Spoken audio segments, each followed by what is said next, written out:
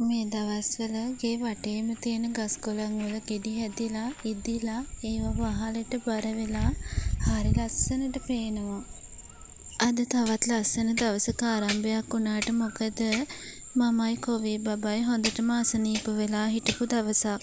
අසනීප වෙලා හිටියට මොකද ඉතින් මිදුල කෙරවලකින් උදළු පාරක් ඇහෙනකොට මට ඒ පැත්තට යන්න හිතුණා මොකද වෙන්නේ කියලා බලන්න.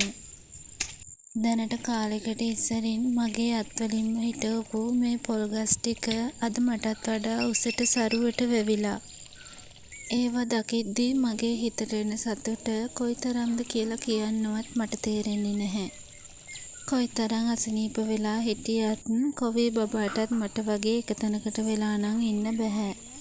මේ පුංචි ඉඩකඩේ මට පුළුවන් විදිහට මේ පුංචි ඉඩකඩ පුංචි තේ කෑල්ලක් කරන්න මම මාස ගාණක් තිස්සේ වෙහෙසුණා. ඒ වුණාට මේ පොළොව මට ඒකට ඉඩ දෙන්නෙම නැහැ වගේ.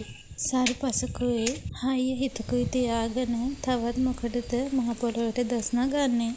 වෙනදට මේ පොළොවේ වැවෙන වල් පැලෑටි මගේ අතින් ඉගිල්ලුණත් මේ පාර ඒ කාරයට උර දීලා වැඩ කළේ අපේ අම්මා. වත්ත වටේ රවුමක් යද්දී මතක් වුණේ මේවා ඉස්සර මොන වගේද තිබුණේ කියලා.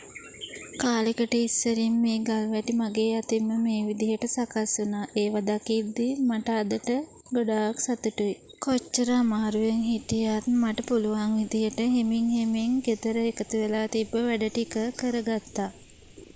දැන් ඉතින් වෙසක් පොසොන් දෙකම ඉවර නිසා එළිය වහලේ එල්ලලා තිබ්බ බලුප් වැල් ටික ගලවලා බුදු පහන ලස්සන කරන්නයි මේ සූදානම් වෙන්නේ. මගේ වැඩ ටික හිමින් මං කරගන්නකොට එයා කලේ ලස්සනට බුදු පහන සකස් කරපු එක.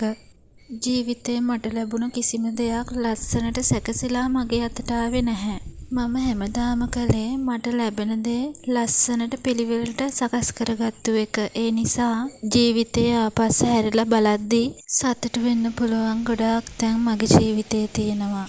මහන්සියටත් එක්ක ඉස්සරහ පඩිය උඩින් ඇවිල්ලා ඉඳගෙන වාඩි වෙලා ඉන්නකොට ගස් කොළන් වලින් හමපු හුළඟ වෙහෙසකර බව නිවන්නට සමත්. මේ වෙද්දි කොවී බබාටයි මටයි උණ හොඳටම වැඩි වෙලයි තිබුණේ. කොයි කෙසේ වෙතත් දරුවෝ ලෙඩ වුණාම ඒක දරා ගන්න දෙමව්පියන්ට හිතට ටිකක් අමාරුයි. හවස් 7ට කොවීටයි මටයි දෙන්නට බෙහෙත් අරගෙන ගෙට ගොඩ වෙද්දිම දැකපු මේ සුන්දර දසුනින් මගේ හිත විනාඩි කිහිපයකටවත් සංසුන් කරන්න සමත් වුණා. මම කෙසේ වෙතත් කොවී බබා ලෙඩ වුණයින් පස්සේ මුළු ගේම පාළුවට ගිහිල්ලා වෙනදට ගේ ඇතුළ හැමතැනම විසිරීලා තිබ්බ සෙල්ලම් බඩු අද එක තැනකට වෙලා හිත හදා ගන්නම බැරි. වෙනද හවස් 7ට මේ කාමරේ මේ වගේ කවදාවත් සාමකාමීව තිබිලා නැති නිසා